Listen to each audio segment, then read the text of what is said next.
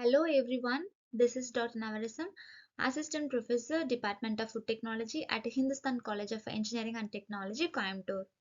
I am here to discuss about principles of food preservation, why we need to preserve the food products, to extend their shelf life and making them quality as well as safety when we are consuming it. There are several principles or exist to achieve these goals. So, principles of food preservation which will help us to inhibit or slowing down the growth of microorganisms or enzymes or any other factors like chemical reactions like rancidity that leads to food spoilage. So, in food preservation, there are two concepts. One is something we have to remove or something we have to add.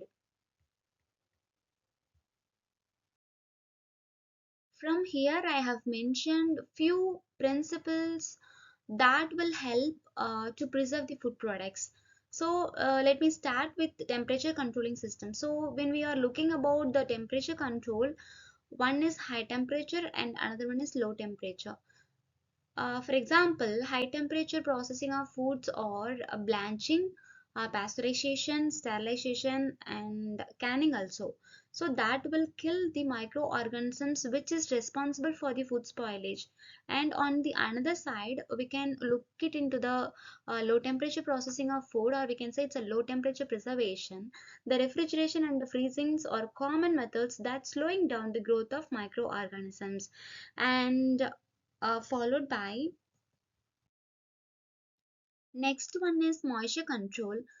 To remove the moisture we can apply two techniques like drying and dehydration. So drying is nothing but complete removal of water, and examples are milk powder and masalas and everything, whereas dehydration is not as same that of drying, but the dry fruits like figs and dry grapes and all comes under your dehydrated food products. So wherever the water is removed, there will not be a growth of microorganisms as much. So these can be stored for a longer time, even 1 or 2 year also. Next one is acidification. So the addition of acids such as vinegar or citrus juices which lowering the pH of a food, so that creating an environment which is unfavorable for many microorganisms, your food is safe for a longer time. Next one is fermentation. So in fermentation, beneficial microorganisms like bacteria and yeast, which are used for the fermentation of foods. So, for example, yeast, namely Saccharomyces cerevisiae, is used for the development of many of the alcoholic beverages, whereas bacteria, say for example, LAB, that is lactic acid bacteria, lactobacillus, and all used for the development of many kind of dairy and meat products.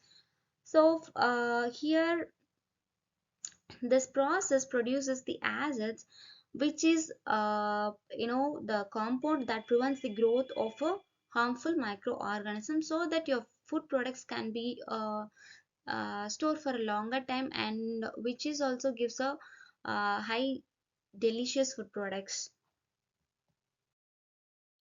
So next one is preservatives or a chemical. So preservatives can be classified into two. One is class 1 preservative and another one is class 2. The natural chemicals or preservatives comes under class 1, whereas the acids and others comes under class 2. Natural preservatives, namely salt, sugar, and oil, and whereas the class 2 preservatives may be acids like benzoic acid, propionic acids, and citrus acids, and etc. So generally, these preservatives and chemicals are named by the international numbering systems. So shortly we can say E numbers.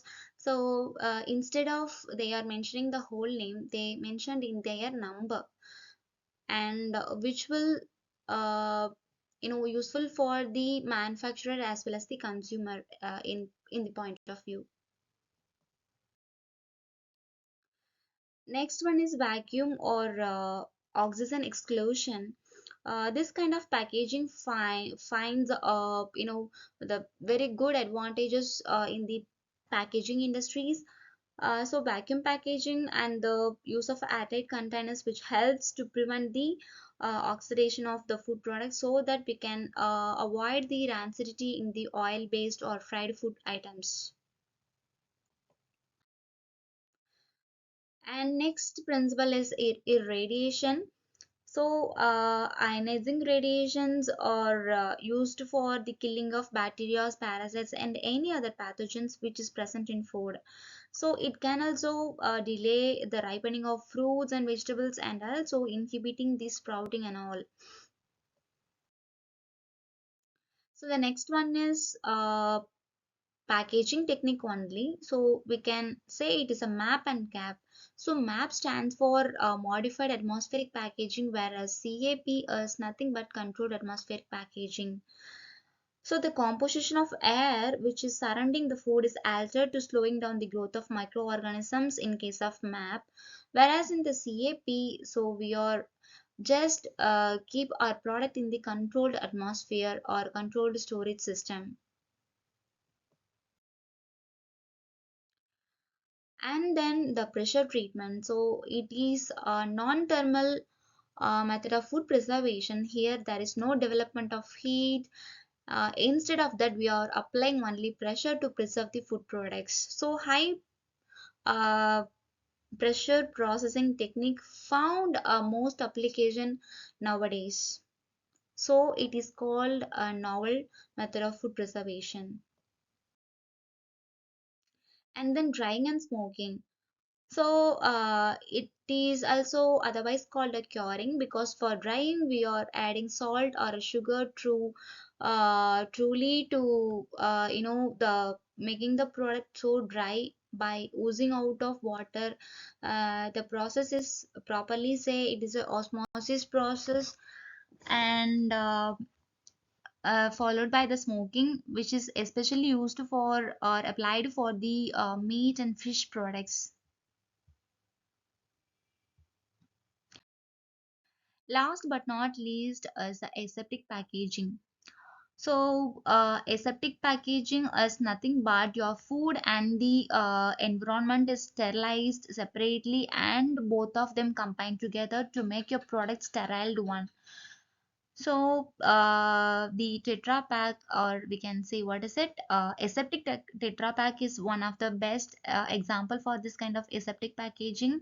So, and with this, I am concluding that these principles can be applied individually or in a combination, so depending upon the type of the product and their shelf life.